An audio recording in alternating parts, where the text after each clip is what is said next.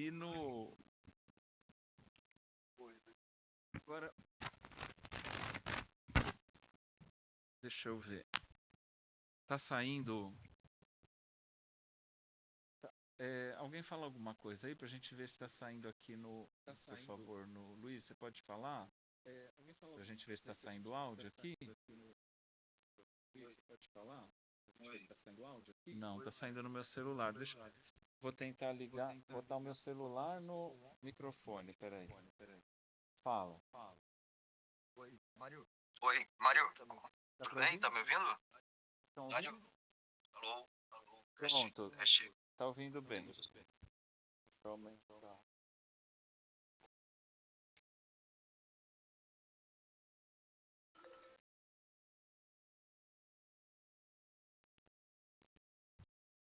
Pronto. Tudo bem, Luiz? Bom dia. Desculpa o atraso. A gente teve um problema técnico aqui na sala. Deixa eu começar. Posso começar a gravação? Está me ouvindo? Posso começar? Agora sim. Ah, que bom. Está me ouvindo? Pode começar. Agora sim. Então deixa eu abrir aqui. Cadê a gravação? Gravação indisponível? Por quê, gente? Bom, tá dando certo. Ribeiro, tá gravando já? Ah, então pronto. E agora para onde que eu olho? Os alunos estão aqui à minha direita, vocês estão aqui na minha frente, eu vou ficar assim um pouco. Bom, então, bom dia a todos e a todas. Vamos lá, pessoal? Então, estamos dando início agora à aula aberta do professor Luiz Alberto de Souza, né? Sobre a recepção do poeta simbolista brasileiro Cruz de Souza. A recepção crítica, né, desse poeta vista numa perspectiva da história cultural, né? O professor Luiz Alberto, ele tem uma formação na área de história, né? Mestrado e doutorado pela Universidade Federal de Santa Catarina, né? Sempre nessa perspectiva da história intelectual e da história cultural e focalizando o Cruz de Souza, né? Como poeta que ele estudou. Ele vai falar muito melhor do que eu posso, né? Sobre os trabalhos dele. E é isso. Então, passo a palavra para você, Luiz, e fique à vontade. Eu só peço aqui aos presentes, a gente vai deixar, eu combinei com o Luiz, a gente vai deixar ao final depois da fala dele, um espaço para vocês fazerem perguntas. Então, guardem as perguntas para colocar no final da aula. Tudo bem? Então, Luiz, é com você. Tá bom, obrigado. Bom, primeiro, eu quero agradecer o convite do professor Mário e saudar também o pessoal aí da turma e da USP. Agradecer a possibilidade de falar sobre um tema tão importante e política e culturalmente tão importante como é o Cruz de Souza. A minha fala ela vai estar baseada em pesquisa que eu venho desenvolvendo a respeito do processo de uma modernidade cultural e literária em Santa Catarina no século XIX. Eu basear muito na que eu pensei dissertação de 2012, cara. Essa fala ela é uma fala questão de natureza ainda inicial. Eu acho que uma história social da recepção crítica da obra de Cruz de Souza ainda precisa ser realizada de uma maneira mais sistemática, mas eu, por necessidade de pesquisa, precisei fazer essa avaliação na época e cheguei a algumas conclusões que eu considero importantes de reportar aos interessados no assunto. A minha perspectiva de história social, receptiva, é uma proposta crítica histórica da crítica como modalidade dentro do literário.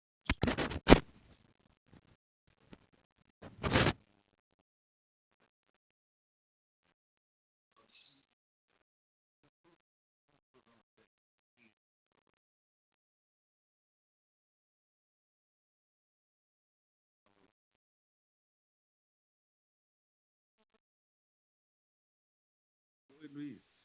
Oi, eu só vou baixar um pouco aqui o meu retorno. Alô? Ah, tá dando retorno?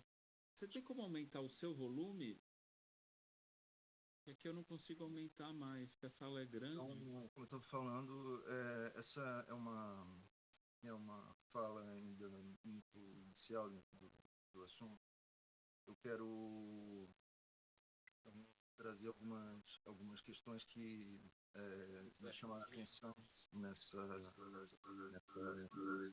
Já misturou Cruz de Souza desde vai evitar mais um R, tá? século XIX até o presente. Tanto de áudio que de E eu, nessa fala, eu queria levantar o problema da recepção crítica de Souza como uma espécie de janela, documentação, uma série de processos de natureza social, política, ideológica que ocorreram no Brasil nesses últimos 150 anos. A escolha do objeto Cruz de Souza é uma escolha que não é casual. Cruz de Souza interessa muito a história social, além da literatura, principalmente pelo caráter limítrofe que ele ocupa na história brasileira. É um personagem que tem características muito particulares, como um filho de escravizados, que tem uma possibilidade de ter uma educação formal dentro dos cânones da cultura senhorial do tempo dele, um sujeito que tem a possibilidade de algum nível de ascensão social através da literatura e, com isso,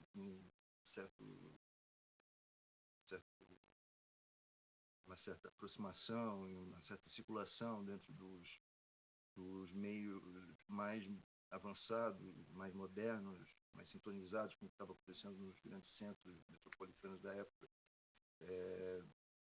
E, ao mesmo tempo, esse sujeito que está pela cor, dentro de uma sociedade racialmente hierarquizada, marcada por essa estrutura mental que é o racismo, no caso da formação social brasileira, tem todas as vias de acesso bloqueadas, né? Então ele fica nessa coisa de não sair de baixo e nunca conseguir ascender, e isso produz uma literatura que é resultado dessa tensão, né? A obra de Cruz de Souza está o tempo todo marcada por essa tensão fundamental. E isso é um testemunho além de ser literariamente muito interessante, é um testemunho histórico muito eloquente e muito revelador das tensões que constituem a sociedade brasileira. Então essa foi uma das grandes razões pelas quais os historiadores ultimamente têm se interessado, principalmente os historiadores sociais têm se interessado cada vez mais pelo Cruz de Souza. Então, e também abordar a questão da história da fortuna crítica do Cruz de Souza ajuda a esclarecer, a compreender melhor alguns mal-entendidos que se perpetuaram ao longo da tradição crítica, da fortuna crítica do Cruz de Souza, por conta de mal-entendidos, compreensões de natureza histórica. A historiografia agora pode trazer uma melhor compreensão, julgamento, enfim, subsídios maiores para uma avaliação, um juízo estético, um juízo de natureza mais estritamente literário, de forma mais equilibrada. Então, assim,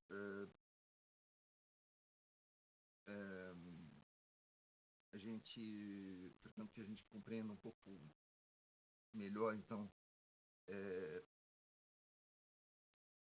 momentos em que essa fortuna crítica ela se desenvolveu, né? De maneira muito esquemática, que eu quero apresentar uma proposta de periodização que se fundamenta em 3 momentos, né? Baseado em alguns marcos críticos que eu considero importantes.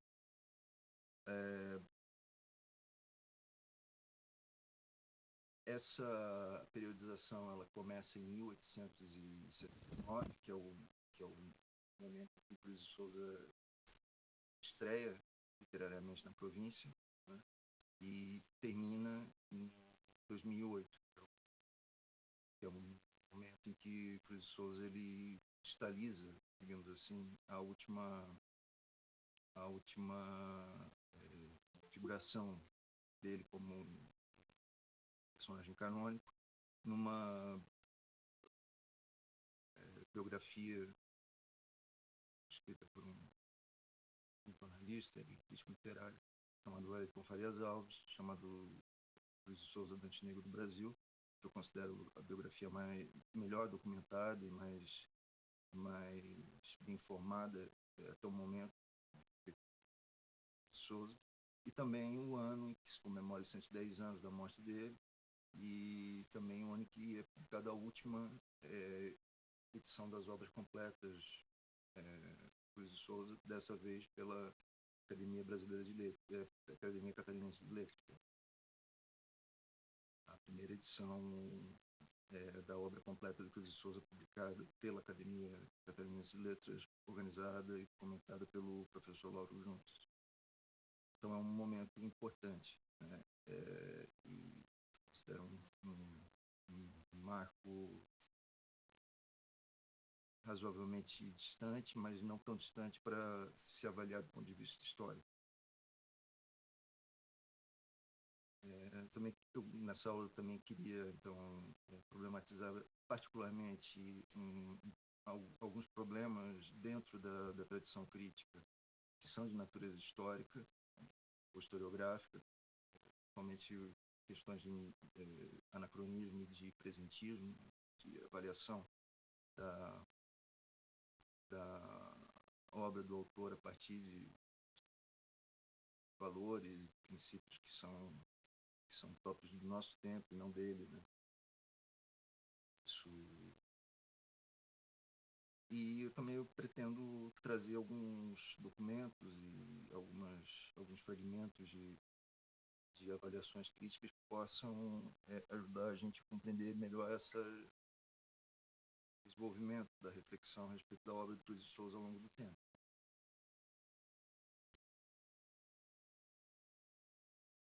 Bom, eu acredito que eu não precise estender demais a respeito da biografia de Cruz de Souza,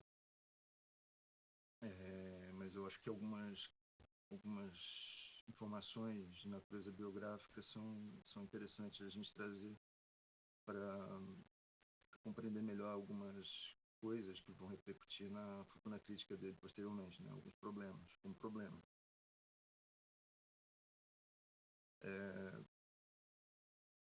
Cruz de Souza, ele nasceu em 1861, em Desterro, atual Florianópolis, e ele era filho de pais ex-escravizados.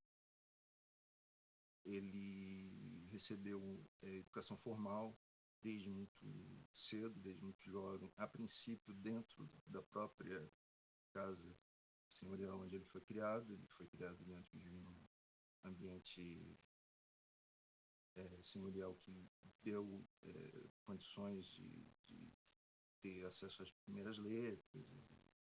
Posteriormente, ele frequentou, teve a possibilidade de frequentar o Ateneu Provincial, também teve formação de ensino secundário na época. Aprendeu com isso outros idiomas, teve acesso a alguma literatura científica e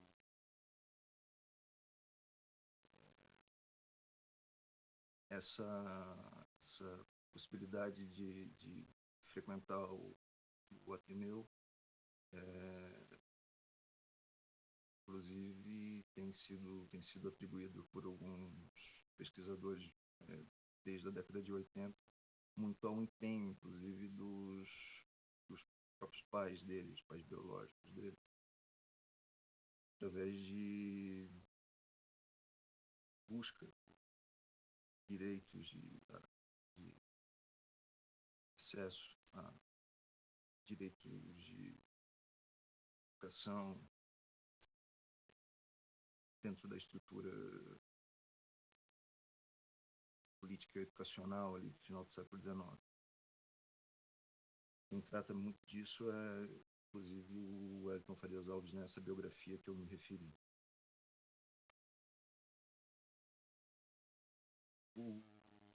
Cruz de Souza, ele foi, após a formação inicial dele,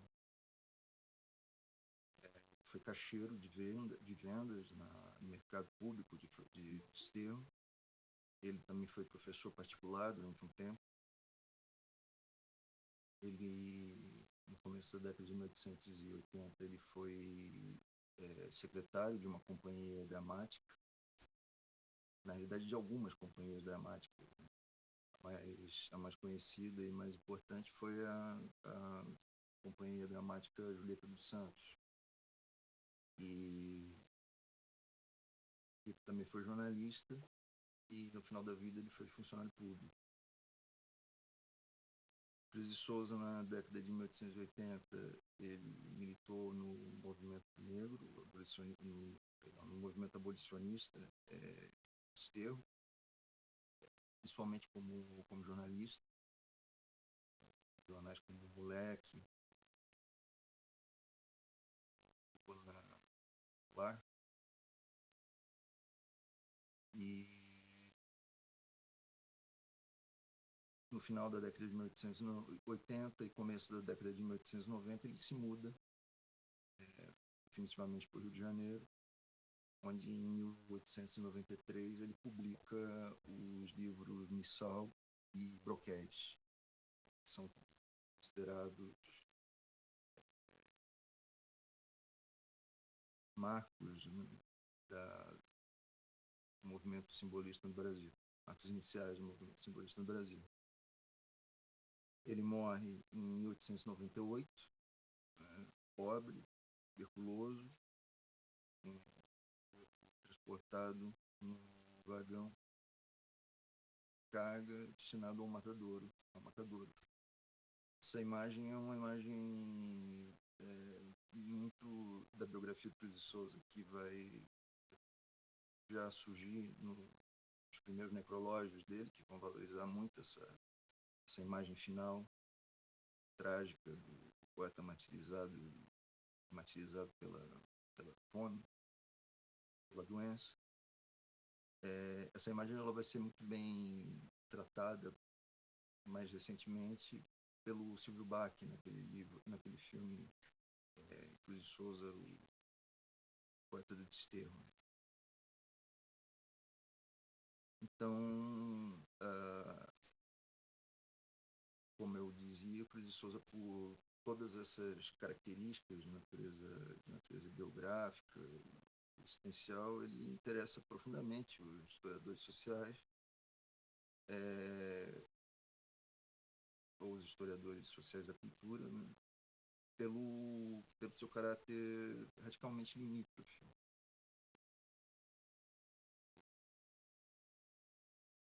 Se ele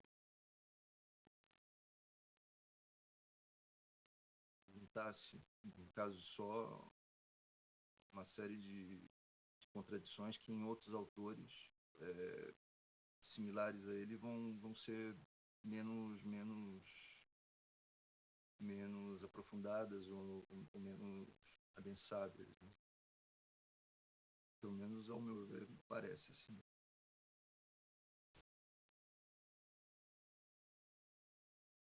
Então, eu queria agora propor uma análise do primeiro momento dessa recepção crítica, né? Como eu falei, divide em três. Eu dividi em três. O primeiro momento, ele vai dessa estreia literária de Cruz de Souza na província, em 1879, e vai até 1922.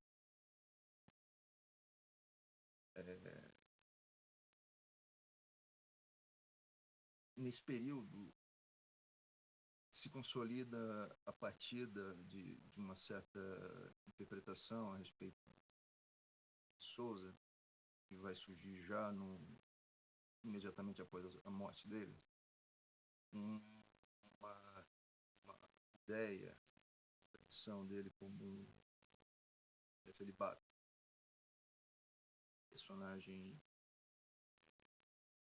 alheio ao seu tempo, voltado única e exclusivamente a questões de arte, estética, enraizado da história e das questões de natureza prática.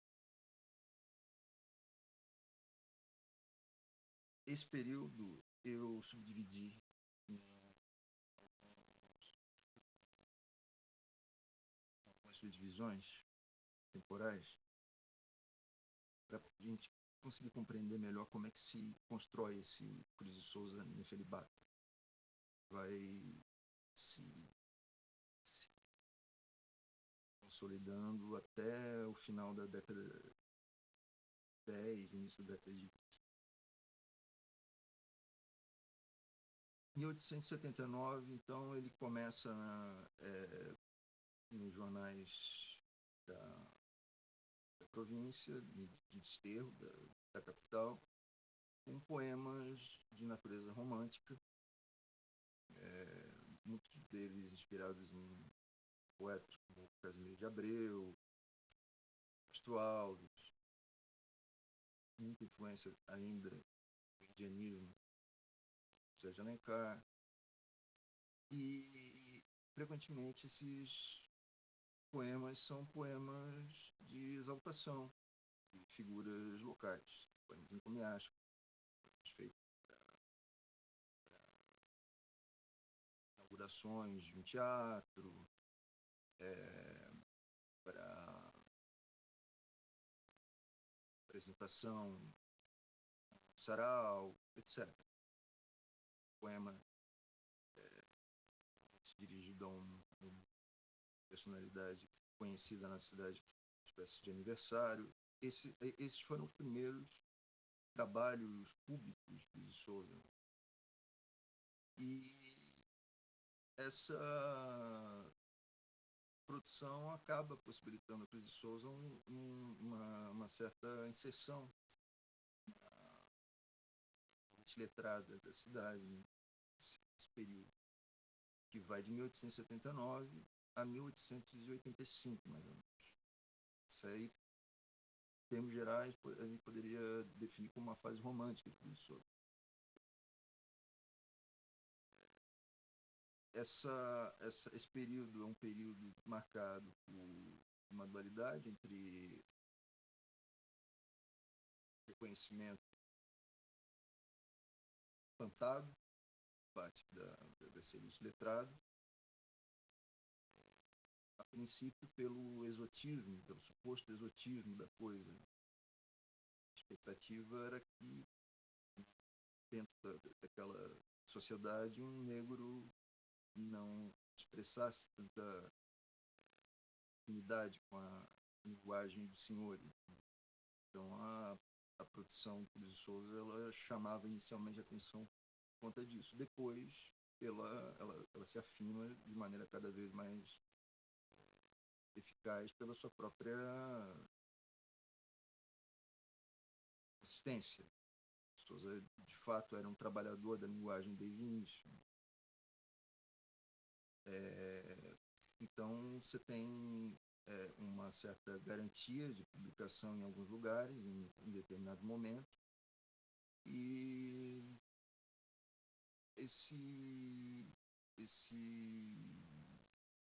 trabalho é um trabalho que circula, ele consegue aproximação com outros jovens letrados da cidade, ele vai construindo a sua rede de sociabilidade intelectual local com outros membros da classe média intelectual local, letrada,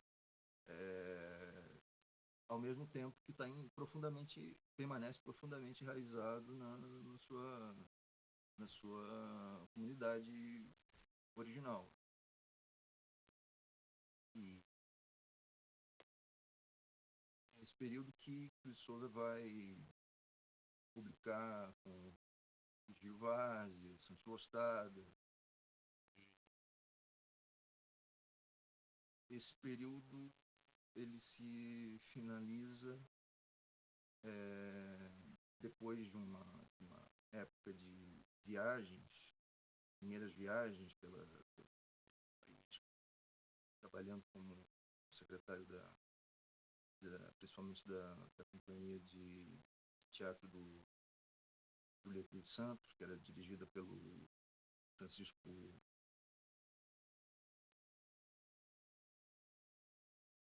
Moreira Vasconcelos. E ele, nesse período, ele tem, que vai entre 1883 a 1885, ele viaja de norte a sul do Brasil, né? Conhece Maranhão, conhece Bahia, conhece Ceará, conhece Pernambuco, Rio de Janeiro, Rio Grande do Sul. Ele passa por todos esses lugares e vai expandindo sua rede de contatos e, ao mesmo tempo, que vai se atualizando culturalmente em contato com outras metrópoles e com outros centros urbanos do Brasil, ali do começo da campanha abolicionista como movimento nacional.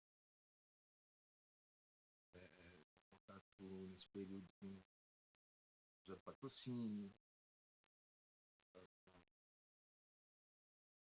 os abolicionistas da Bahia, com gente da escola de Recife, tem contatos com o Isidoro Martins Júnior, com quem ele vai ter correspondência até o final da vida. Acredito com Silvio Romero já, porque em 1887 ele tem uma conversa com Silvio Romero.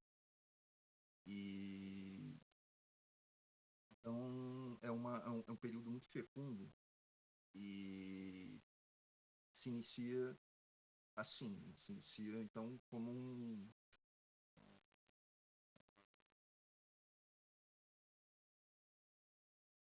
espanto que chama atenção na cidade, leva ele a chamar a atenção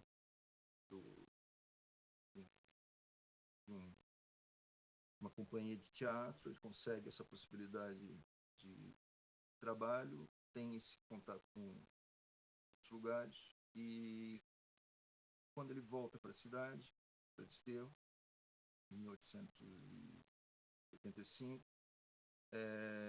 se abre esse outro momento, essa outra fase desse primeiro momento, que vai até 1888, que é a fase abolicionista. É o Cruz de Souza jornalista e engajado no movimento abolicionista de Desterro. Esse período ele trabalha como redator-chefe do jornal Leque, satírico, que basicamente vai fazer pelo menos a parte de texto do começo ao fim, a partir do momento que ele volta para a cidade. E ele vai trabalhar também como colaborador num outro jornal chamado Tribuna Popular. Aqui, nesse momento, entre 1885 e 1888, aqui em Desterro, a recepção ela é, ao mesmo tempo que uma recepção positiva por parte principalmente dos participantes do movimento abolicionista,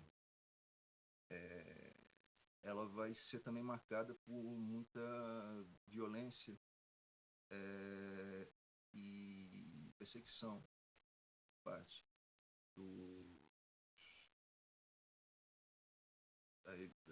da elite conservadora da cidade.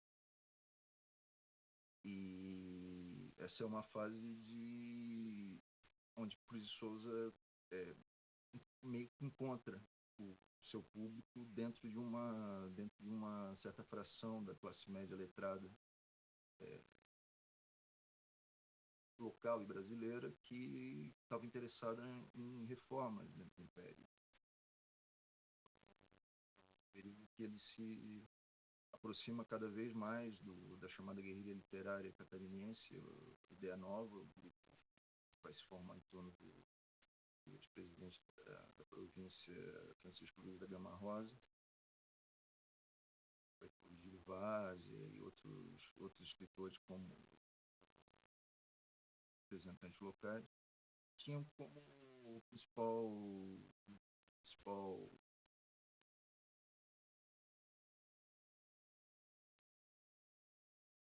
questão justamente a abolição e outras reformas que vão ser depois defendidas por esses intelectuais, tanto aqui na província como depois no Rio de Janeiro. Gama Rosa vai ser uma figura importantíssima na formação política, ideológica, intelectual do Cruz de Souza a partir desse momento. E isso vai influenciar, inclusive, a recepção do simbolismo por parte do Cruz de Souza. Isso a gente vai ver mais à frente. Então, esse primeiro momento, que é esse momento que vai de 1879 a 1922, ele tem esse primeira fase, que vai de 1879 a 85, depois de 1885 a 88, e em 1888 vamos a 1889, que é a época em que Cruz de Souza, depois da abolição e da proclamação da República, ele efetivamente se muda para o Rio de Janeiro e começa suas primeiras experiências de bloqueio dentro do mercado editorial e do mercado de trabalho e de círculos sociais, culturais dentro do ambiente da metrópole, né? É nessa época que o Cruz de Souza ele passa por uma experiência que, ao meu ver, é uma experiência traumática e determinante na biografia dele, que é um encontro muito mal sucedido que ele tem com o Visconde de Toné, que era um dos chefes abolicionistas ligados ao grupo que o Cruz de Souza era próximo, que era a Sociedade Central de Imigração. Tinha o Oscar Rosas como um dos secretários, amigo do Cruz de Souza. E então era uma figura que o Cruz de Souza, quando precisou encontrar no Rio de Janeiro, ele tinha em 1888, logo que ele parte para o Rio, ele leva uma carta de um coronel local, essa carta de apresentação, e ele tem a expectativa de que agora, depois da abolição, um aliado político vai receber, e o Toné recebe Cruz de Souza na porta no portão da casa dele e nem o convida para entrar. Dispensa como se fosse um garoto de entrega. Cruz de Souza fica profundamente e desconsiderando completamente o passado dele de contribuição para divulgação da causa abolicionista e trabalho, enfim, afins que ele fez para o movimento no passado. Isso causa um impacto profundo no Cruz de Souza e vai ser registrado numa correspondência, numa carta que ele envia ao Vigílio Várzea nessa época, e ali ele expressa o ressentimento dele. Então, essa passagem exemplo, bem essa recepção inicial do Cruz de Souza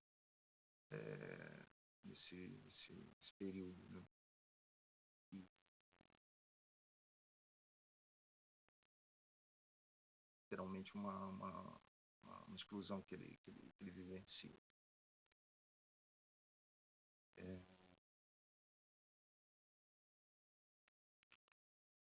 Também nesse ano, final de 1888, que o Cruz de Souza ele tem contato com os primeiros textos críticos sobre o simbolismo e os primeiros textos simbolistas que ele recebe diretamente das mãos do Gama Rosa. O Cruz de Souza já está no Rio de Janeiro com Oscar Rosas, e um dia os dois são convidados pelo Gama Rosa para discutir alguns textos, algumas revistas, manifestos que ele tinha recebido do Aradipe Júnior, que não teria tempo para ler. Isso tudo conforme um memorialista nos anos 20 escreveu sobre o assunto, e a partir de relatos do Oscar Rosa, isso na década de 20. E o Cruz de Souza recebe aqueles textos que o Gama Rosa pede para os dois lerem para ter uma opinião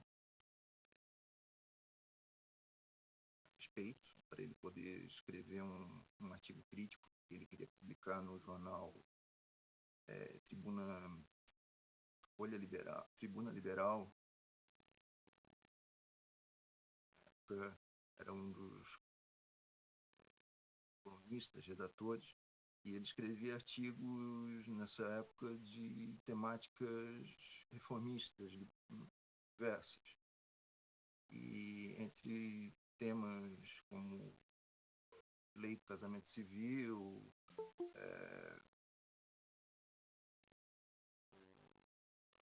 questões de colonização, ele escreveu um artigo de crítica literária, né, que mostrava como para esse grupo, o Gama Rosa em particular, a literatura estava integrada, uma totalidade, constituía o que ele considerava desenvolvimento, evolução, modernidade. Então, no final de 1888, Cruz de Souza ele tem contato então, com a estética simbolista como proposta de literatura moderna, a partir desse contato que ele tem com o Gama Rosa. Dizem que muito do artigo que o Gama Rosa publicou, chamado Os Decadentes, publicou 8, 9, 10 de dezembro de 1888. E muito desse artigo está informado pela leitura do próprio Cruz de Souza dos textos. Esse artigo ele tem uma característica importante que depois vai ser fundamental, que é a compreensão do simbolismo como um desdobramento quase que natural, evolutivo, do naturalismo. Essa leitura vai ser rechaçada, vai ser criticada depois pelo Araripe Júnior, quando ele finalmente escreveu sobre simbolismo, no ensaio O Movimento de 1893. A primeira frase desse artigo já é uma resposta indireta, não mencionada ao artigo Os Decadentes do Gama Rosa. Então, esse período de 1888 e 1889 é um período curtinho, mas é um momento importante nessa primeira fase. A recepção do Cruz de Souza, portanto, inicialmente é uma recepção de rechaço. Esse período ele precisa de algum modo se reinventar, né? E parece que o simbolismo ajudou a ser um caminho. A próxima fase, a próxima fase dentro desse primeiro momento, vai de 1889 a 1898, que é o período da construção da obra simbolista de Cruz de Souza. Souza, então, em 1888, vê o simbolismo como um caminho de literatura moderna, vê outros colegas, outras pessoas que ele considerava muito bem informadas a respeito do desenvolvimento da literatura nos grandes centros metropolitanos da Europa, apontando o simbolismo como um caminho, no caso o Gama Rosa e o Oscar Rosas também. E ele, como alguém que está desde muito jovem procurando um modelo de literatura brasileira atualizado, moderno, ele abraça o simbolismo dentro também de um debate cultural a respeito da literatura brasileira que se instaura ali no contexto da década de 1880. E o Cruz de Souza, ele pensa a sua obra como uma proposta de atualização da literatura brasileira. E nisso ele não está sozinho. O chamado Grupo dos Novos, que vai ser constituído por outras figuras ligadas ao movimento simbolista, mas não só, né? Como o Gonzaga Duque, o Vigílio Várzea, o Emílio Perneta, o Araújo Figueiredo, o Oscar Rosas e outros intelectuais, não só de Santa Catarina, não só do Sul, mas também de outras províncias e da própria capital, vai atuar nesse período de consolidação inicial da República como uma espécie de proposta também de nova literatura brasileira, né? Que vai ser, junto com o seu correligionário político, derrotado quando se consolidar de fato uma república de natureza mais parnasiana, autoritária.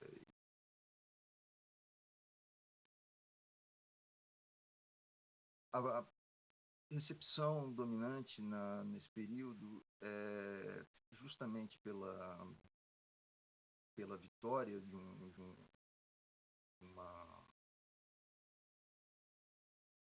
uma proposta de literatura parnasiana, uma arte parnasiana, uma arte mais objetiva, mais baseada no ideal de positivismo, de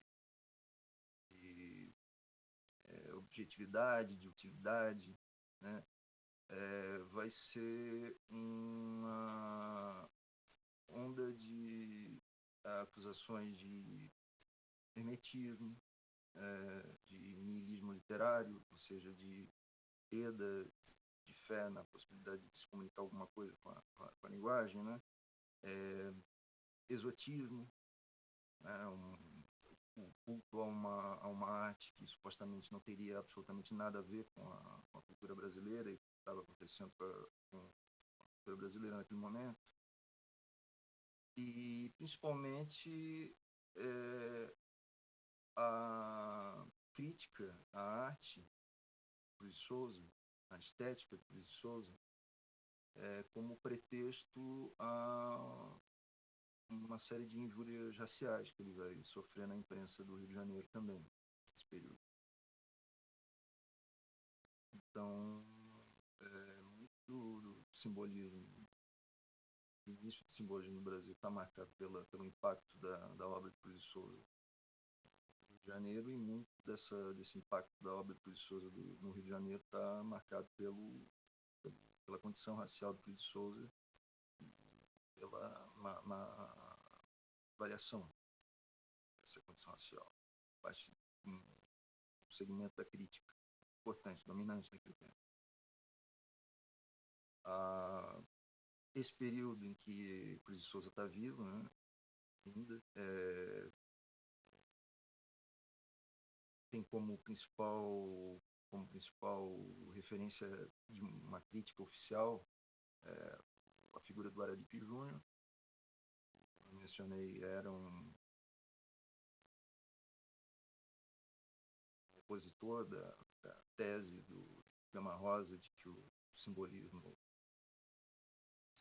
fosse uma continuidade do naturalismo, que vai dar fundamento, base empírica, digamos, à posterior acusação de que o simbolismo não teria enraizamento, né, na cultura brasileira, no sistema literário brasileiro, seria uma flor estranha.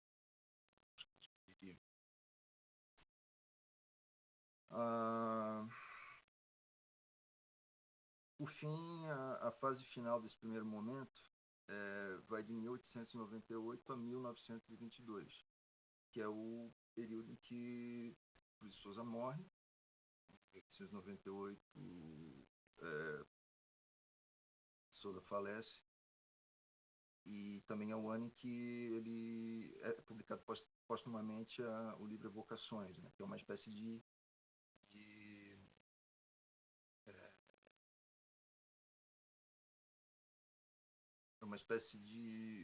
último de uma despedida literária, uma espécie de pode a palavra agora, enfim. E vai até 1922, que além de ser a Semana de Arte Moderna, é um período importante por diferentes razões, também de natureza política e, enfim, mais ampla. Esse período é o período que vai imediatamente beatificar Cruz de Souza como uma espécie de santo literário, né? Isso vai acontecer já nos primeiros necrológios dele, escritos por gente como José Patrocínio, todos os simbolistas, né? Nestor Vitor, o mais importante deles, o próprio Olavo Bilac teria escrito um poema chamado Diamante Negro, que ele homenageia recém-defunto, e esse período é também um período em que se estabelece na cultura brasileira, né, uma espécie de culto simbolista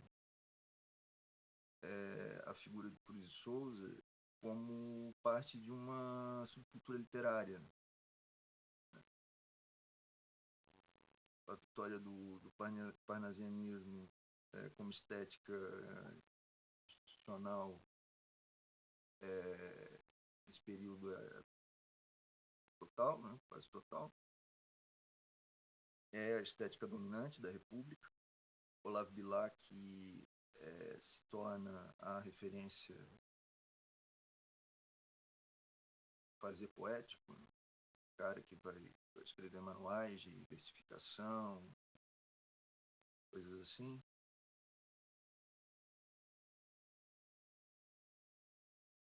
Esse período, do ponto de vista crítico,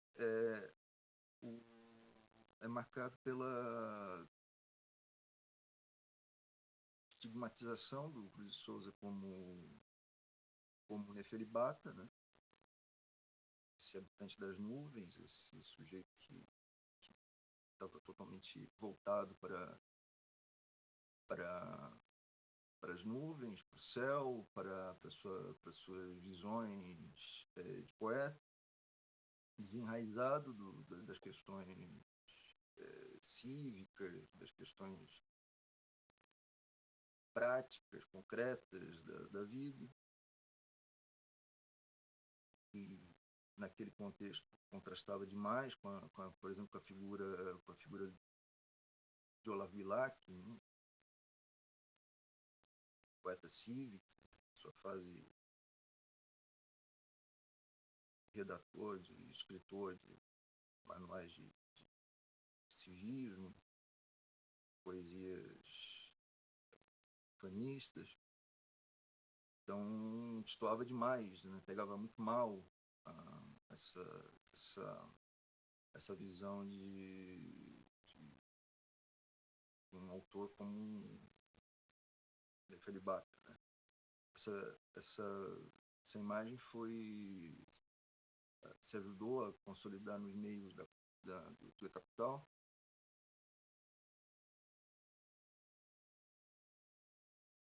principalmente pela figura do João do Rio, aquele livro, Um Momento Literário, 1908, apresenta uma série de depoimentos simbolistas, né, de herdeiros da tradição Cruz de Souza, que o representam assim, mencionam ele em termos enfim, de alguém mais voltado para a estética, e o João do Rio qualifica, né, Souza dessa forma, usando justamente esse termo.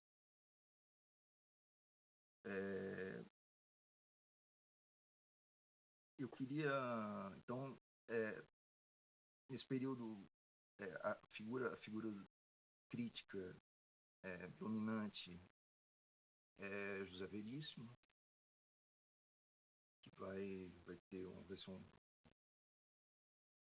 crítico de Souza justamente por esse viés de ser um suposto desenraizado,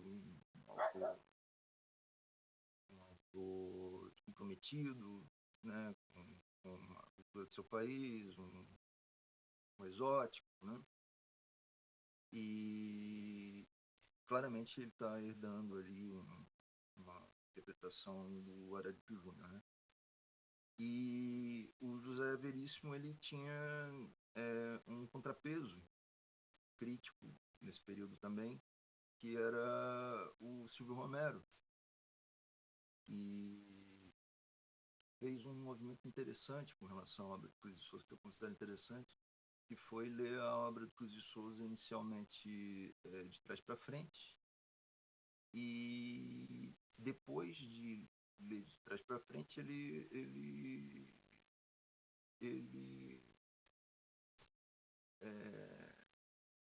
cruzou com alguns dados biográficos e chegou a uma certa avaliação crítica que ele considerou positiva depois de uma avaliação inicial que não era tão positiva. Ele acabou mudando a sua opinião conforme ele foi entendendo melhor a obra, né? E ele cristalizou essa opinião crítica no ensaio de história literária que ele escreveu para o livro do Centenário, foi publicado em 1900. Foi importante na época, né?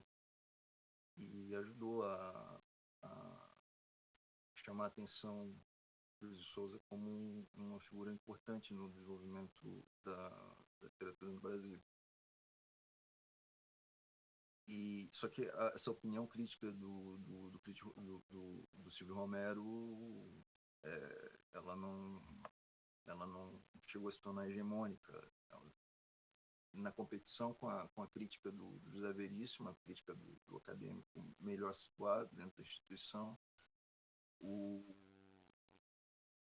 a visão do Romero foi desqualificada como excessivamente parcial.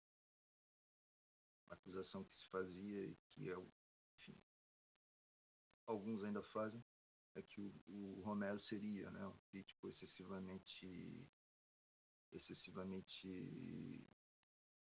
enfim, voltado a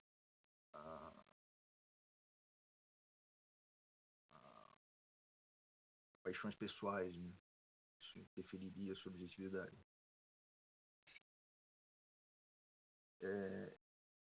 Eu queria, nesse ponto, eu não sei se eu leio alguns documentos agora, mas eu queria pelo menos mencionar eles. Nesse período, dessa fase, desse primeiro momento que a gente acabou de analisar, eu acho que 3 documentos são interessantes para se pensar. Tá? Um deles é a carta ao Vigílio Vaz, de 1889, em que ele faz aquela reivindicação de arianismo, onde ele diz que ele se lamenta de ter caído no equívoco de ir para o Rio de Janeiro. Eu vou ler essa parte, uma carta importante.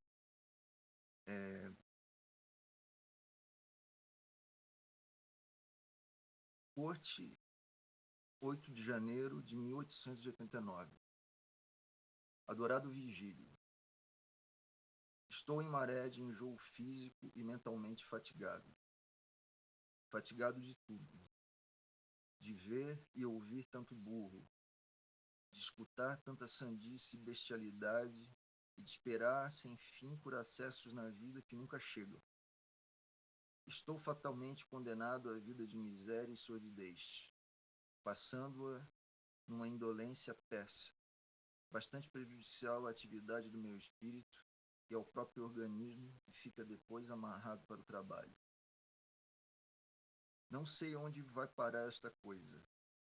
Estou profundamente mal, e só tenho a minha família, Só tenho a ti, a tua belíssima família, o Horácio e todos os outros e nobres e bons amigos, que são poucos. Só dessa linda falange de afeições me aflige estar longe, e morro, sim, de saudades. Não imaginas o que se tem passado por meu ser, vendo a dificuldade tremendíssima, formidável, em que se está a vida no Rio de Janeiro. Pede-se em vão tempo e nada se consegue. Tudo está furado de um furo monstro. Não há por onde seguir. Todas as portas e atalhos fechados ao caminho da vida. E, para mim, pobre artista ariano sim, porque adquiri por adoção sistemática as qualidades altas dessa grande raça, para mim, que sonho com a torre de luar da graça e da ilusão, tudo vi escarnecedoramente, diabolicamente, num tom grotesco de ópera bufa. Quem mandou vir cá abaixo a terra arrastar a calceta da vida? Procurar ser elemento entre os espíritos humanos? Para quê? Um triste negro, odiado pelas castas cultas, batido das sociedades, mas sempre batido, escorraçado de todo leito, cuspido de todo lar como um leproso sinistro. Pois como ser artista com esta cor? Vir pela hierarquia de essa, ou de Zola, generalizar Spencer ou Gama Rosa, ter estesia artística e verve com esta cor? Horrível. E ele continua depois a carta tratando dos problemas de Rio Vale e depois essa carta ela vai ser posteriormente recuperada e vai ser lida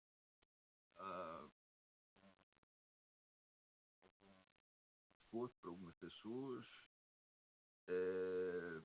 ao meu ver, por uma certa dificuldade de a gente ainda colocar algumas questões posições em perspectiva histórica, né? A partir da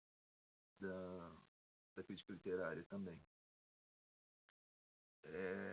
Um outro texto desse período que também é importante, ao meu ver, como ilustração e como documentação de época, é o necrológio do Cruz de Souza, escrito pelo Carlos Dias Fernandes, que foi um dos simbolistas nordestinos que se aliaram ao Cruz de Souza no Rio de Janeiro, na década de 1890. E foi um dos principais defensores posteriores da memória de Cruz de Souza, né? E ele escreveu um necrológio, foi publicado no jornal Cidade do Rio, em 20 de abril de 1898, em que ele já esboça essa imagem do Souza como uma espécie de mártir da arte, fixa essa imagem do poeta morto, posteriormente iria entrar para o imaginário literário de Souza. É um necrológio longo, mas a última parte é interessante, né, nesse sentido. Eu vou ler ela.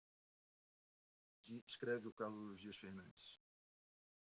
Quando me chegou a funesta notícia da morte de Cruz de Souza, a quem eu havia 2 dias abraçado numa dolorosa emoção prenunciosa de quem o não viria jamais, apenas uma incrédula angústia vaga criou em torno de mim um esmaecido horizonte de melancolia e dolorosa tristeza.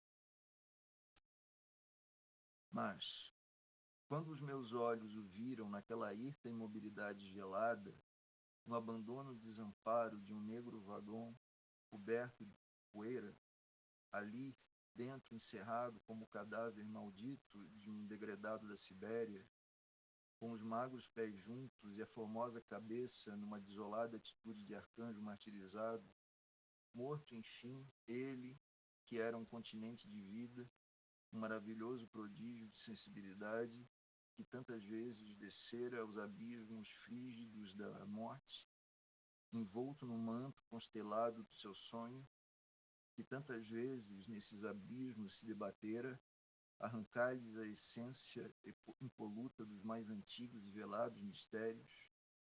Há um frio aniquilamento nirvânico, como que me infundisse o desabamento do mundo, estalando e ruindo na comburência horrorosa de um formidável incêndio celeste. Uivos sinistros de epilépticas tempestades coléricas, tudo envolto numa infinita noite opaca de niilismo fatal. Invadiu os silêncios adormecidos de minha alma, desfazendo-se em sangue, tornando-a sangue, que jorrava dos meus olhos, transmutado em correntes de um pranto amargo, ardente, que me queimava os olhos já cegos do desespero agudo, dessa infinita, sufocadora e penetrante agonia. Aí ele continua depois com uma descrição mais jornalística. Então, textos assim apareceram com... Bom, desculpem a leitura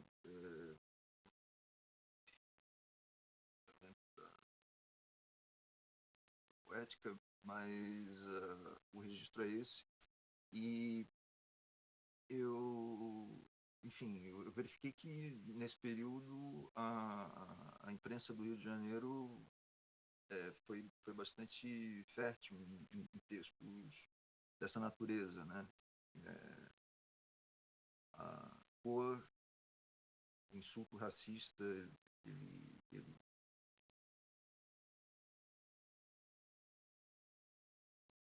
é substituído por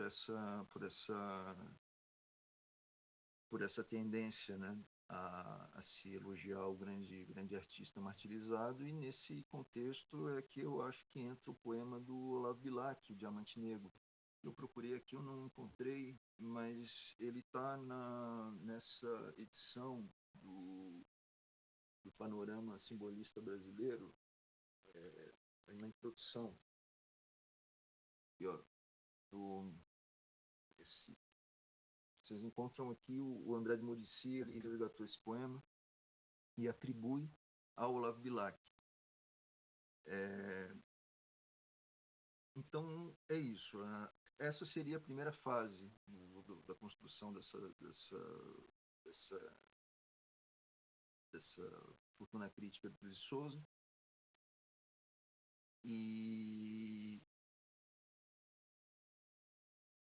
o segundo momento seria o período que vai de 1823 a 1988. E aqui, de novo, eu fiz uma subdivisão.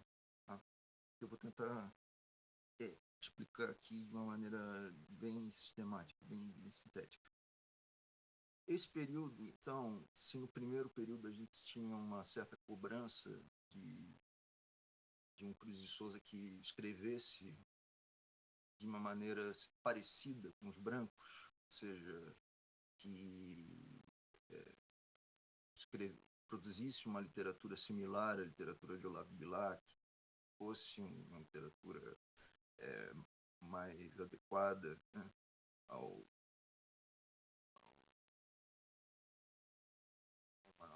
uma certa exigência de natureza estética, etc.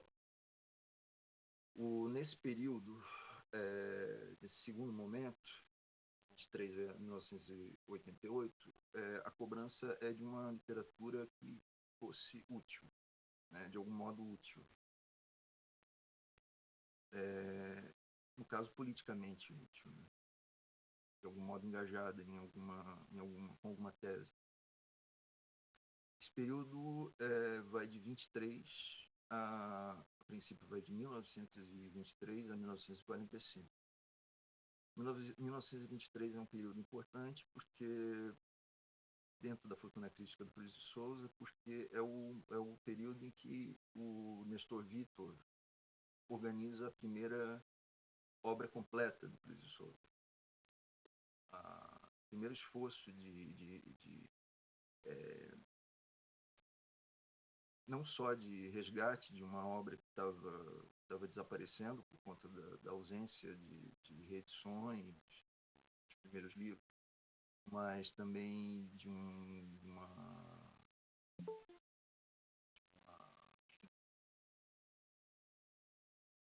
é um livro que vai também,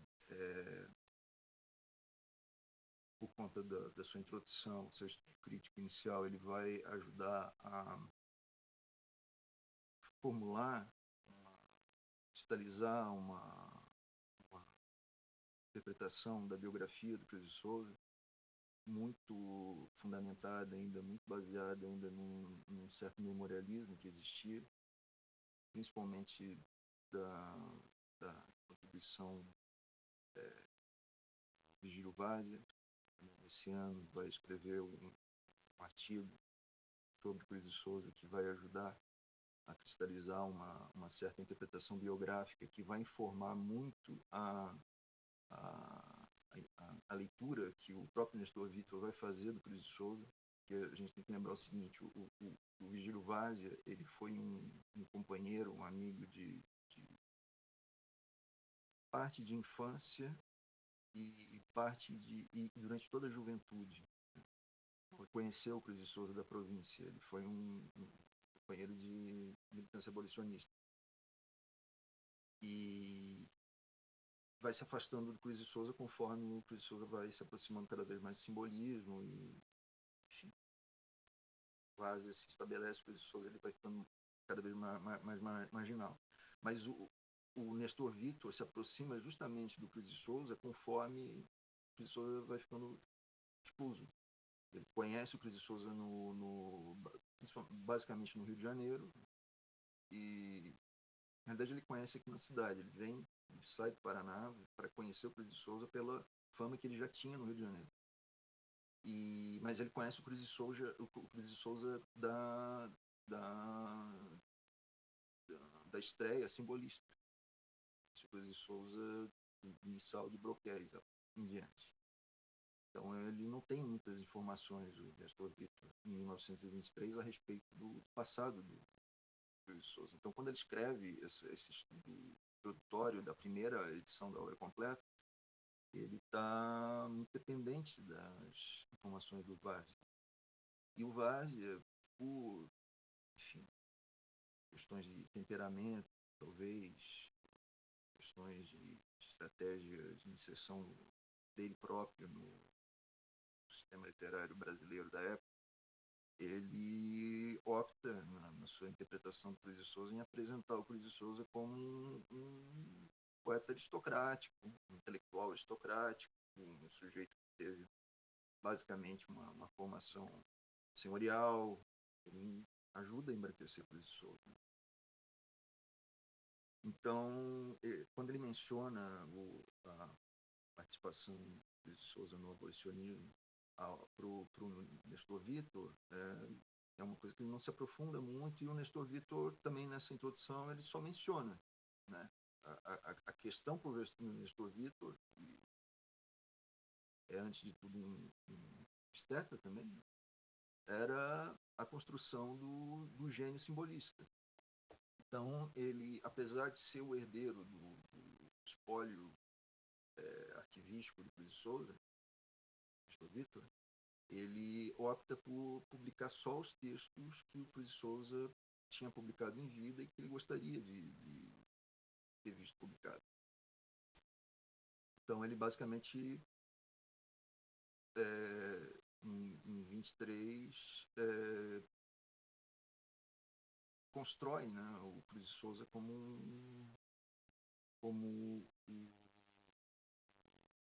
o autor simbolista exclusivo, né?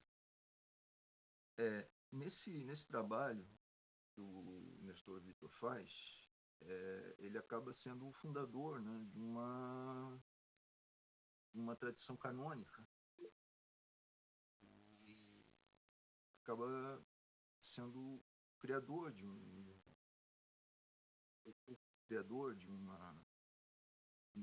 imagem que vai ser, como eu falei, muito afastada das suas raízes africanas. Nesse período, por exemplo, é o período que, do ponto de vista da biografia, a importância dos pais biológicos do Cruz de Souza é minimizada. A figura do casal senhorial que criou ele, Marechal Guilherme, e a esposa dele são valorizados centrais na formação, produção do Cruz de Souza na vida cultural da cidade, na vida social da cidade, etc. Né? Em 1923 a 1945, então, também é um período que vai ser marcado pela atuação muito importante de dois críticos ligados à tradição simbolista. No caso, a tradição de Nestor Vitor, né? Tradição paranaense, que é o Tasso da Silveira e o Andrade Muricy. O Tasso da Silveira, filho do Silveira Neto, simbolista de primeira hora ali, ele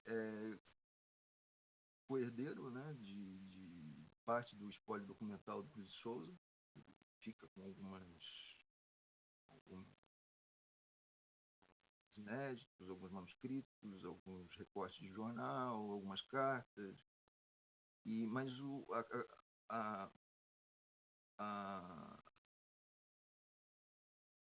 parte importante mesmo do espólio de Cruz de Souza vai ficar na mão do Andrade Muricy, por conta da escolha do Nestor Vitor, que passou para ele os arquivos. Né? Então, você tem esse empenho subterrâneo de preservação desses arquivos de Cruz de Souza, enquanto no nível da crítica mais oficial, mais visível, você tem um certo limite, então, né? Percepção a respeito da amplitude da obra de Cruz de Souza e da complexidade da vida dele. Você tem, então, nesse momento, entre 23 e 45, os críticos, basicamente com o material oferecido pelo Nestor Vitor nas obras completas. E é um material que vai privilegiar, aliás, vai ser exclusivo da fase simbolista e que vai privilegiar essa visão aristocratizante do Cruz de Souza na sua biografia, digamos, oficial. Né? É com esse material arquivístico e biográfico que críticos importantes desse período aí vão escrever dois ensaios importantíssimos na crítica do posterior. O mais importante deles é o Roger Bastide, né, que vai, em 1943, em plena Segunda Guerra Mundial, né, vai escrever um ensaio chamado Quatro Estudos sobre Cruz de Souza. E esse ensaio ele começa com 4 partes, e a primeira parte é uma proposição de natureza sociológica, mais especificamente de sociologia da arte. Ele faz a constatação, a princípio, interessante, né, para um observador da literatura com sensibilidade para o social, que é o fato do introdutor, principal representante do simbolismo no Brasil, ou seja, uma estética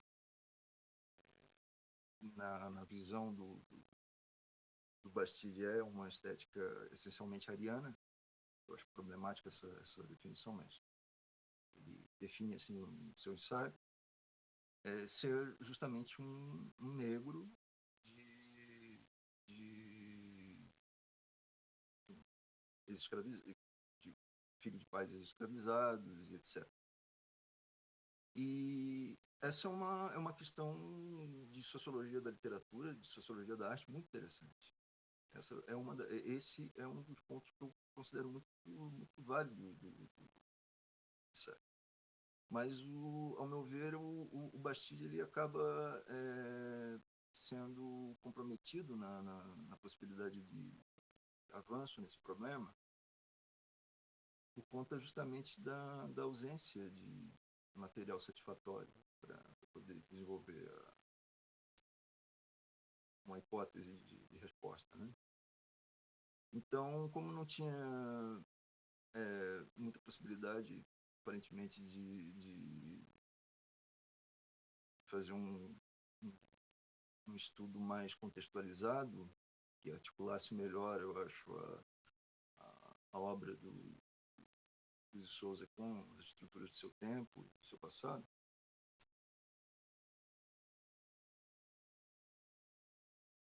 Bastille acabou apelando para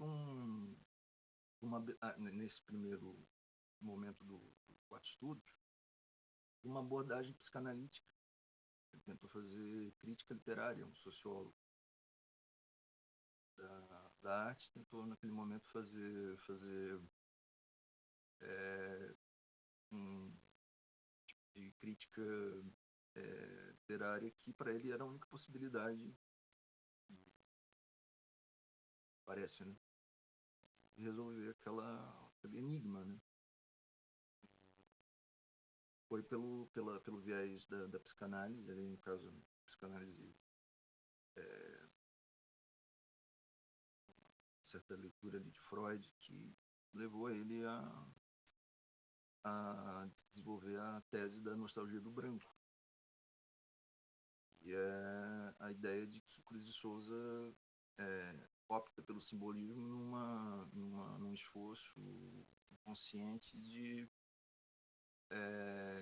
transcender a linha da cor através da arte. E daí a sua obsessão pela cor branca. E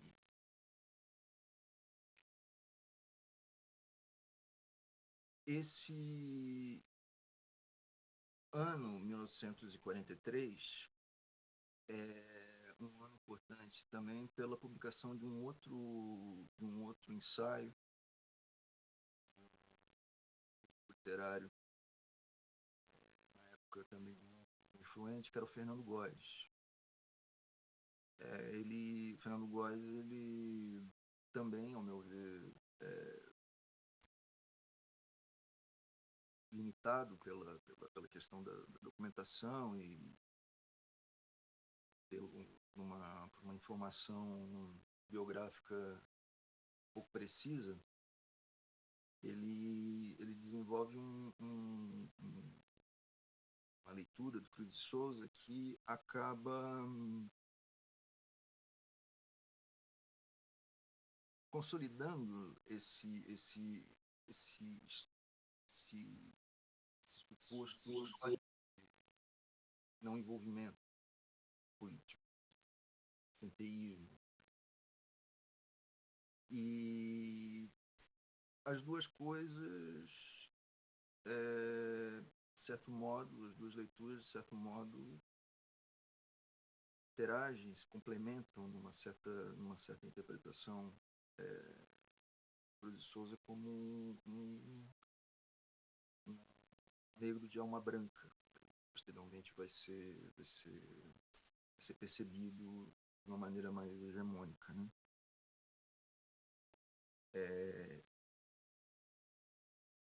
Então é isso, a gente ainda está nesse segundo momento. Essa primeira fase desse segundo momento, que vai de 23 a 45, se consolida, então, a partir desse acúmulo de interpretações equivocadas ou lacunas, né?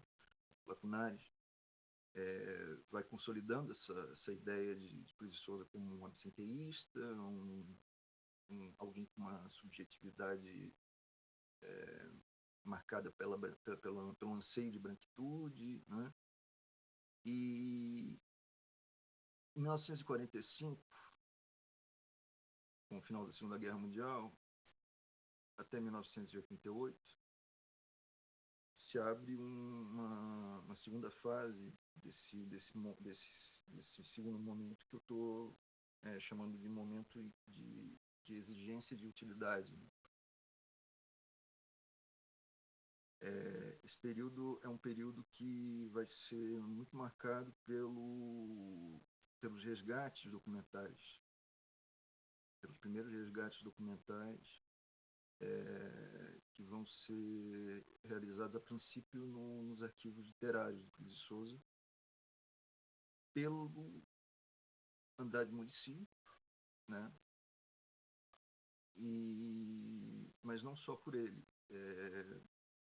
O Abelardo Fernando Montenegro vai contribuir com isso, o Raimundo Magalhães,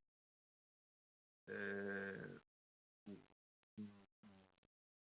Santa Catarina, o Iapona Soares.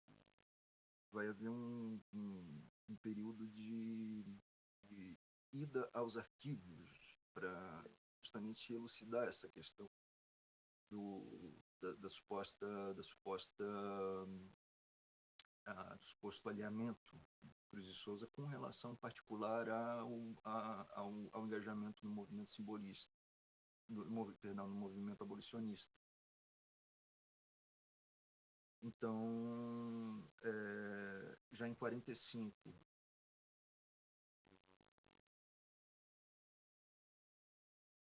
Andrade Muricy vai organizar uma nova compilação das obras poéticas de Cruz de Souza, onde ele vai incorporar vários textos inéditos, manuscritos que estavam em posse dele, e 2 desses textos eram já textos abolicionistas. Era Crianças Negras e Titãs Negros. Era já um início de resposta ao Fernando Góes, no caso. A questão aqui era menos a questão da branquitude e mais a questão do engajamento. E esse período vai ser importante também por uma nova edição das obras completas do Cruz de Souza, que vai acontecer em 1961, no primeiro centenário de nascimento do escritor. Nessa edição nova das obras completas, feita pela editora Aguilar, o Andrade Muricy, que vai ser o organizador, ele vai ampliar muito mais os manuscritos publicados e vai trazer textos mais contundentes, né, a respeito da questão do engajamento abolicionista. Vai publicar poemas como Escravocratas, Consciência Tranquila, um conto chamado Padre, outros textos que iniciariam uma certa revisão dessa questão da participação política do Cruz de Souza dentro de um movimento social específico. E esse período ele vai até 1988, por conta do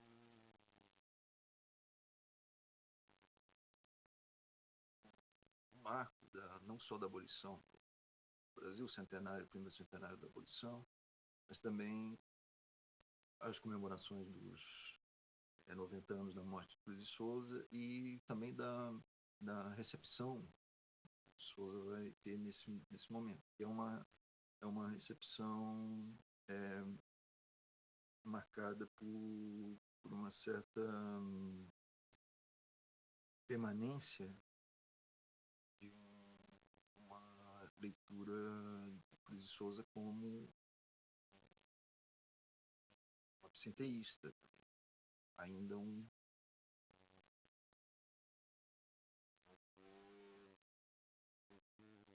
comprometido com as suas responsabilidades como um escritor negro. É o início de uma certa cobrança de Cruz de Souza como um escritor dotado de uma certa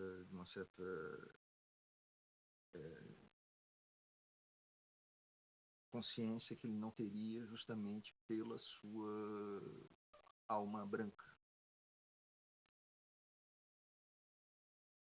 Luiz, só para Então, a gente se organizar,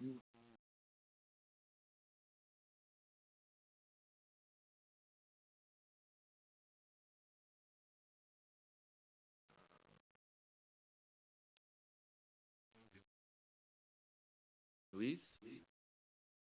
A biografia do Cruz de Souza, feita pelo Abelardo Fernando Montenegro, Cruz de Souza e o Movimento Simbolista no Brasil, 1954, a biografia, a primeira biografia mais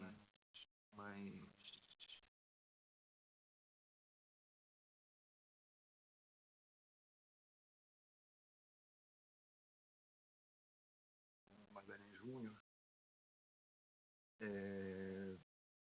e em 1988, aqui em Santa Catarina, a publicação de um livro que é um dos mais importantes desse período, que é o Ao Redor de Cruz de Souza, de Aponan Soares, que é um livro que vai trazer em seus anexos os contos de história simples, que são contos de tipo abolicionista, que foram posteriormente lidos por alguns críticos como exemplares de uma certa perspectiva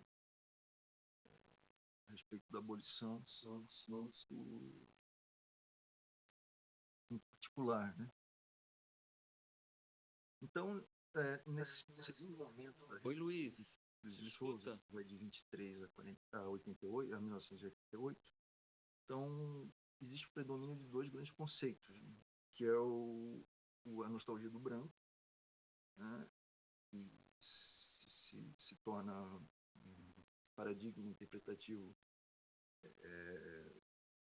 quase que um lugar comum dentro da crítica a respeito do autor nesse período, e digamos assim, a diluição ou a simplificação máxima, grosseira dessa interpretação, que seria essa ideia de negro de alma branca, né? Que vai ser sustentado por uma certa crítica apressada ou muito conservadora a respeito do escritor.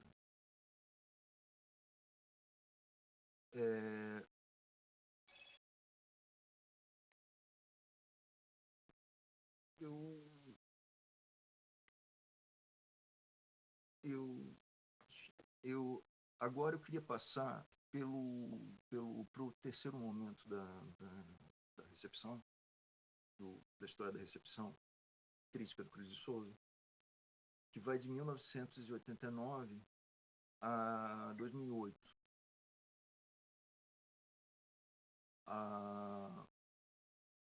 Esse período, esse período pós-queda do Muro de Berlim, suposto fim das ideologias,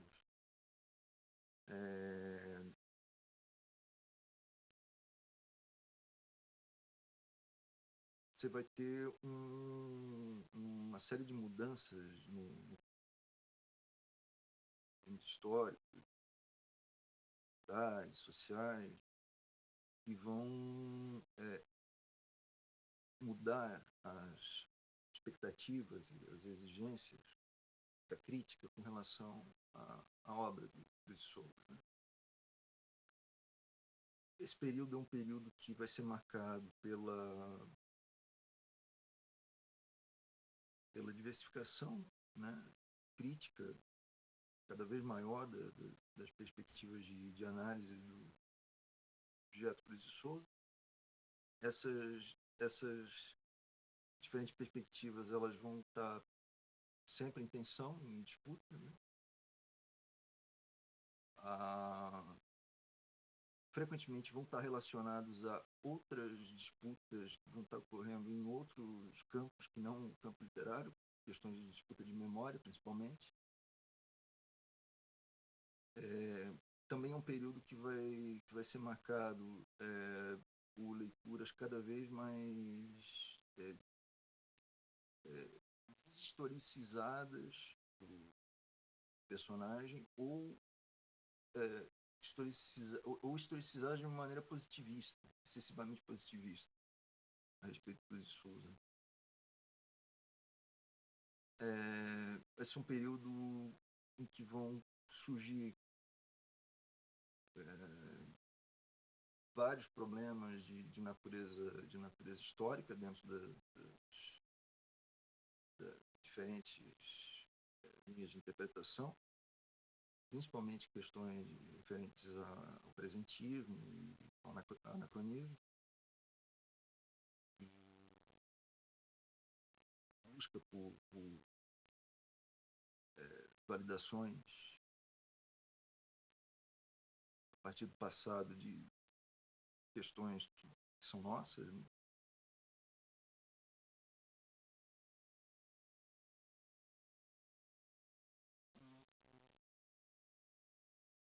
Uma institucionalização cada vez maior de Souza como um personagem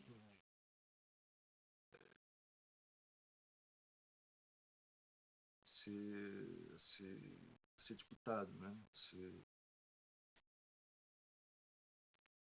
Surgem diferentes Cruz de Souza cada vez mais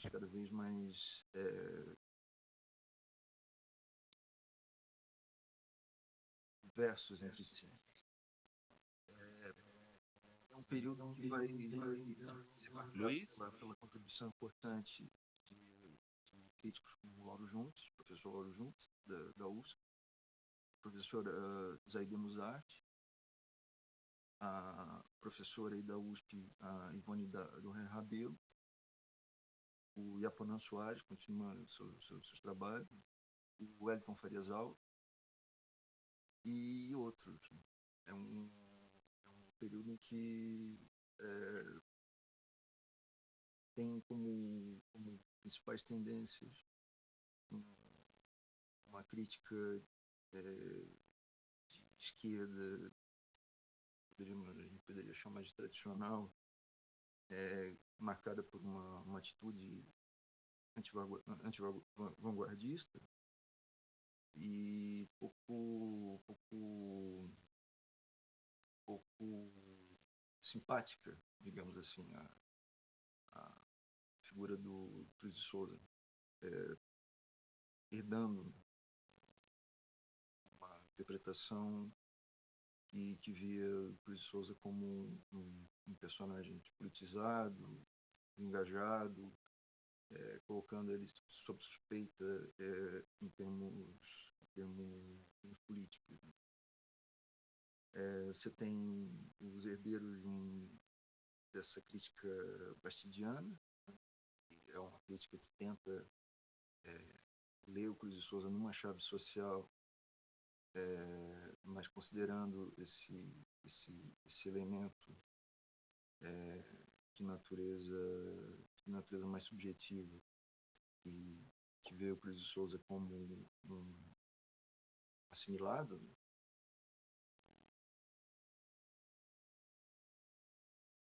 Por outro lado, você tem, dentro desse contexto de surgimento de novos movimentos sociais, e principalmente de um novo movimento negro, né? Que, contrário ao movimento negro dos anos 70, 80, que eram críticos à figura do Cruz de Souza, cobravam um certo tipo de postura que era percebida naquele momento como ausente nele. Esse novo movimento negro vê o Cruz de Souza como uma espécie de modelo de militância. Produz uma literatura que eu vejo como tendendo mais à geografia, né, ao elogio de figuras beatificadas, santificadas, do que propriamente a biografia, orientada por princípios metodológicos, historiográficos mais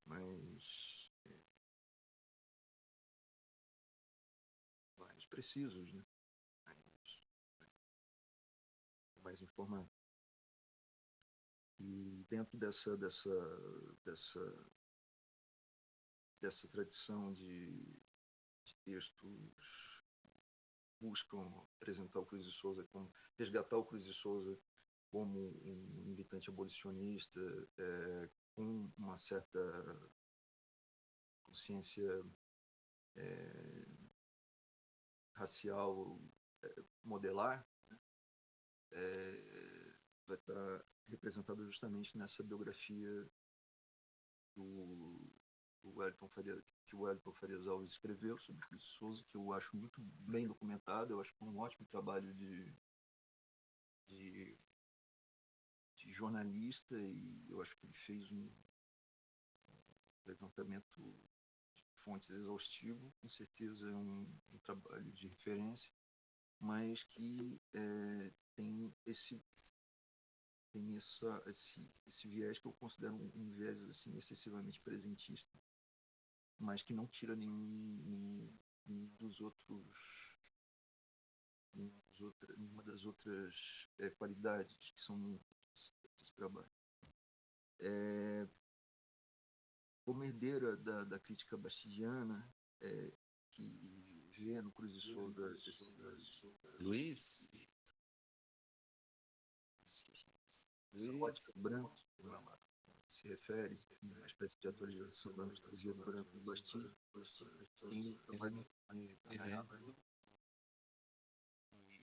de 2000 acho que no final dos anos 90, foi publicado em livro em 2006. Eu considero muito bom, crítica dentro da tradição cristiana, mas que está fazendo uma leitura crítica justamente dos textos resgatados pelo Iapoana Soares, e que busca compreender como é que o Cruz de Souza abolicionista expressa uma perspectiva senhorial a respeito do problema, né? E ela apresenta as hipóteses dela, defende os argumentos dela. Eu tenho algumas reservas, desenvolvo isso em algum lugar. Acho que o Cruz de Souza ele escreve sob a ótica do branco, que ele está dentro de um sistema literário que estabelece certos protocolos e certas exigências diante do público com o qual ele está dialogando, e também que os autores da tradição a qual ele está se filiando, enfim, é uma coisa que passa por justamente contextualizar o Cruz de Souza com aspectos mais amplos da experiência dele naquele momento. Então mas é um livro excelente e é um bom representante dessa tradição crítica contemporânea. E um crítico de esquerda que vê no Cruz, que é herdeiro dessa perspectiva de Souza como um centeísta, é o Flávio Coetzee, nesse livro aqui, O Cânone Republicano, onde ele faz algumas acusações ao Cruz de Souza, e ele, ao meu ver, ele está desconsidera algumas informações a respeito enfim, da experiência histórica mais ampla do personagem, e acaba, eu acho que repetindo algumas interpretações que ele acaba herdando, consciente ou inconscientemente.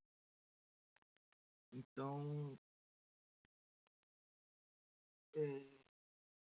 eu queria agora, já encaminhando já quase para o final, eu queria fazer uma comparação, uma análise rápida, né? Comparado. O que está acontecendo? Só um pouco.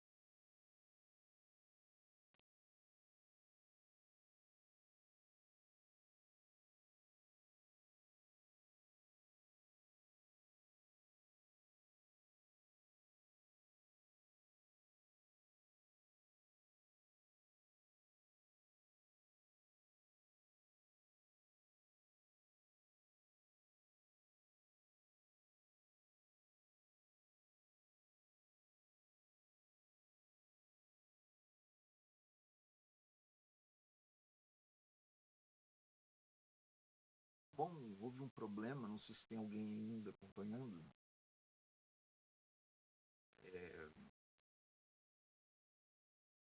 Eu não sei. Bom,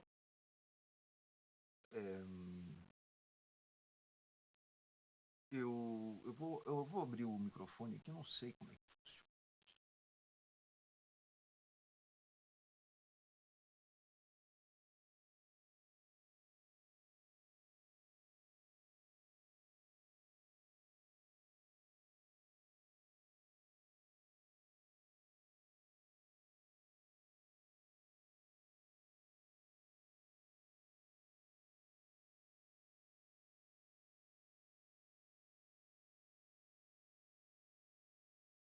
Oi? Alô? Alô?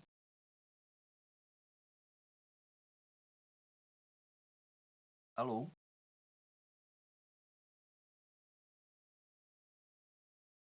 Pessoal, acho que houve algum problema, não sei se tem alguém me ouvindo.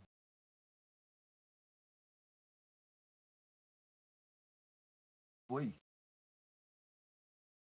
Oi, Luiz, a gente te escuta. Você nos escuta? Oi, tudo bem? Em que momento que o pessoal parou de me ouvir? Tá tudo certo? Cara, eu não sei porque eu não tô na sala. Tem pessoas que saíram. Ah, tá. Adriano, Andressa, uma outra moça. Mas nós ainda estamos aqui. Posso continuar? Vocês querem continuar?